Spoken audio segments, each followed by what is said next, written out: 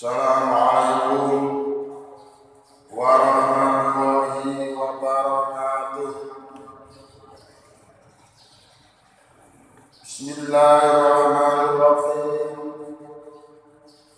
Alhamdulillahilladzi ahyana ba'dama amatana wa ilaihin nusur.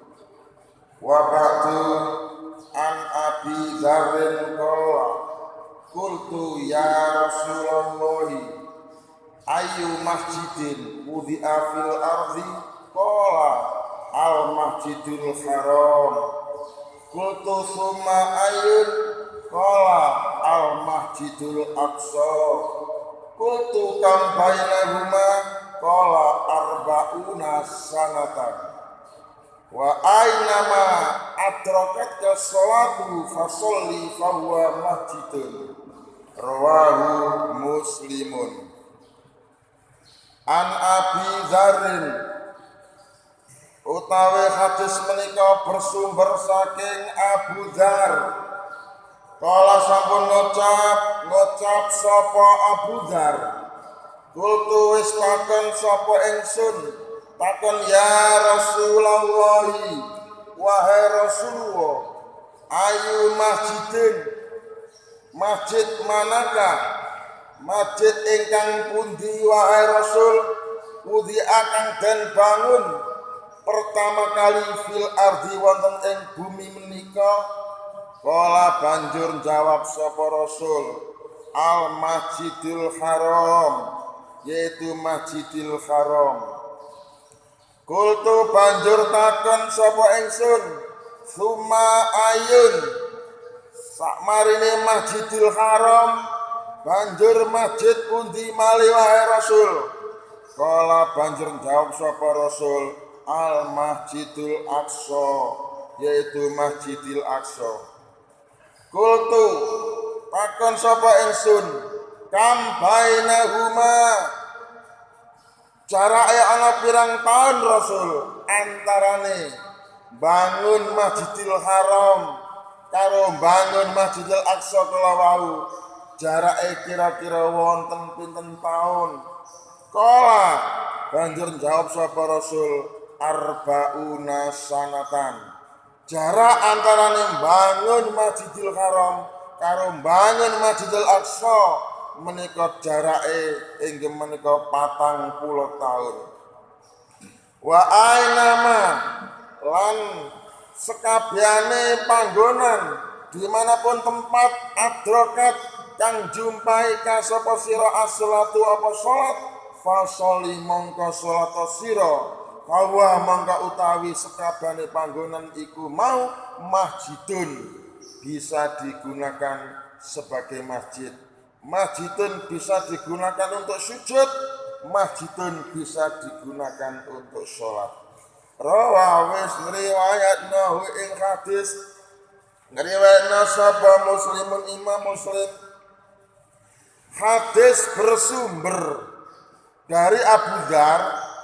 Ia berkata, saya pernah bertanya kepada Rasulullah, wahai Rasul, masjid manakah yang pertama kali dibangun di atas bumi ini?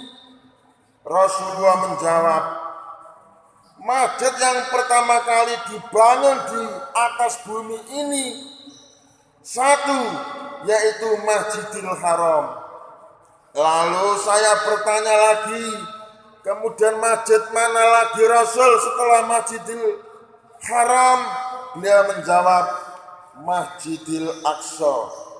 Saya bertanya lagi, berapa jarak waktu membangun antara keduanya, antara Masjidil Haram dengan Masjidil Aqsa, jarak dibangun itu berapa tahun lamanya? Beliau menjawab 40 tahun.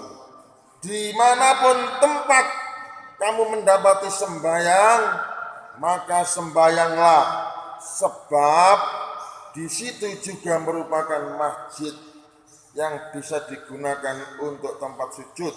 Hadis riwayat Muslim. Para hadirin, hadis menika kula paringi tema judul inggih menika bab salat boleh dilakukan di luar masjid. Pada prinsipnya salat itu harus dilakukan di dalam masjid. Dan tempat yang paling utama, tempat yang paling pokok, tempat yang paling afdal digunakan sebagai sholat tidak ada lain lagi, ya ini masjid, rumah Allah. Tetapi di dalam hadis ini menjelaskan, lamun kesampean sholat dadak kok gandeng jerone masjid, cara fikih dos pundi? Sampan pun paham napa dereng, pun ngerti napa dereng. Nek pun ngaji kados ngeten iki insyaallah enggak ada ilmu, enggak ada paham. Nek mboten tau ngaji, ya mboten paham. Nek kapan sampean sembayang dadak ndek jerone masjid, iki ya wis nurut peraturan. Mulai sampean durung mlebu Islam sampai temeko ape mati nek jenenge sembayang panggonan sing apik yo ana maneh kejaba ya nek nggone omahe Gusti Allah sing disebut masjid utawa langgar utawa musala. Tapi hadis iki jelasno nek engko sampean sembayang jebule kok gak ndek jero masjid kena apa ora, angsal napa mboten, mila monggo sampean ikuti penjelasan sampai selesai. Hadis ini isinya menjelaskan kepada kita semua bahwa tempat sholat itu bisa dilakukan di dalam masjid dan juga bisa dilakukan di luar masjid. Sampeyan sembahyang iku kenek sama lakoni ning jero masjid, uga kenek sama lakoni sak jabane masjid. Yang dimaksud sholat bisa dilakukan di dalam masjid, ya berarti sholat yang dikerjakan di dalam bangunan masjid. Ya sampai esok ngene iki lho, ngene iki jenenge sampai sholat subuh sama lakoni ning jerone bangunan masjid.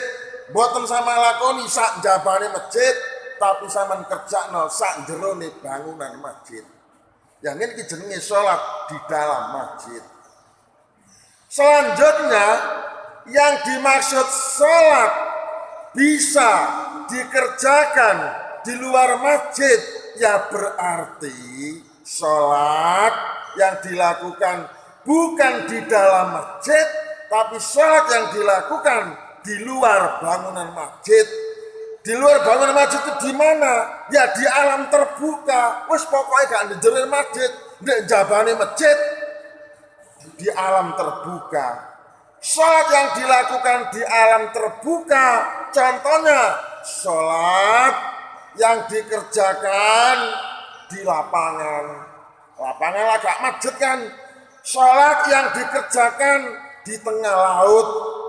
Salat yang dikerjakan di atas gunung, salat yang dikerjakan di atas pesawat terbang, salat yang dikerjakan nek sawah, salat yang dikerjakan di atas kendaraan, salat yang dikerjakan di dalam bangunan, dan lain-lain. Semua tempat yang telah saya contohkan tersebut ada lapangan, ada laut, ada gunung, ada pesawat terbang, ada sawah, ada kendaraan, ada bangunan. Semua itu bukan bangunan masjid. Dan meskipun itu bukan bangunan masjid, namun bisa kita gunakan untuk tempat sholat. Kalau begitu berarti tempat sholat terbagi menjadi dua, yaitu tempat yang ada di dalam masjid dan tempat yang ada di luar masjid. Nah sekarang sholat yang dilakukan di dalam masjid dengan sholat yang dilakukan di luar masjid, mana yang lebih afdal? Mana yang lebih baik? Jawabnya adalah sholat yang dilakukan di dalam masjid itulah yang lebih afdal, itulah yang lebih baik daripada sholat yang dilakukan di luar masjid, kecuali dua sholat, yaitu sholat hari raya Idul Fitri dan sholat hari raya Idul Adha.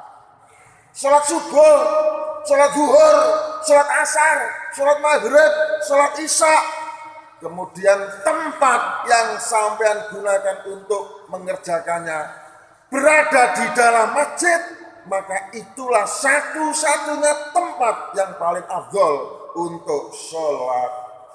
Namun karena situasi tertentu sehingga tidak memungkinkan sampean sholat di dalam masjid, maka sampean boleh sholat di luar masjid. Posisi sampean di tengah laut, silakan sholat di laut. Posisi sampean di atas gunung, silakan sholat di atas gunung. Posisi sampean di sawah, silakan sholat di sawah. Posisi sampean di atas kendaraan, baik kendaraan darat, kendaraan laut, kendaraan udara, maka di semua tempat tersebut sampean boleh sholat. Dimanapun tempat sampean berada, jika waktunya sholat sudah datang, maka sholatlah di tempat itu. Karena sesungguhnya semua bumi Allah itu bisa digunakan untuk tempat sujud atau tempat sholat. Dengan demikian berarti kita itu tidak boleh meninggalkan sholat karena alasan tempat. Sebab semua tempat adalah bumi Allah yang bisa kita gunakan untuk sholat. Sholat bisa kita kerjakan di mana-mana, walaupun bukan masjid, maka sholatlah jika sudah waktunya. Namun yang perlu digarisbawahi pada prinsipnya, sholat tetap lebih baik dilakukan di dalam masjid. Kalau sampean sholat di dalam masjid, ya itu ateges sampean normal. Dene sampean kok sholat di gone laut, sholat kok di dhuwur pesawat terbang, sholat kok di dhuwur gunung, ya jelas gak normal karena situasi atau kondisi tertentu yang tidak memungkinkan sampean sholat di masjid, tetapi memungkinkan sholat di mana tempat sampean berada dan waktunya sudah datang sholat. Maka sampean harus sholat, tidak boleh ditinggalkan sholat. Walaupun tempatnya di masjid, wajib yang namanya sholat. Gak kena dinyang, gak kena ditawar. Gak iso ngadeg, ya demek, gak iso demek. Ya turu, gak iso turu. Ya keluma-keluma, pokok pikirane saurip tetap wajib sholat. Saudara-saudara, kiranya seperti itu maksud hadis yang saya baca. Semoga bisa kita fahami untuk diamalkan dalam ibadah kita sehari-hari. Sekian, terima kasih. Ihdinas siratal mustaqim. Wassalamualaikum warahmatullahi wabarakatuh.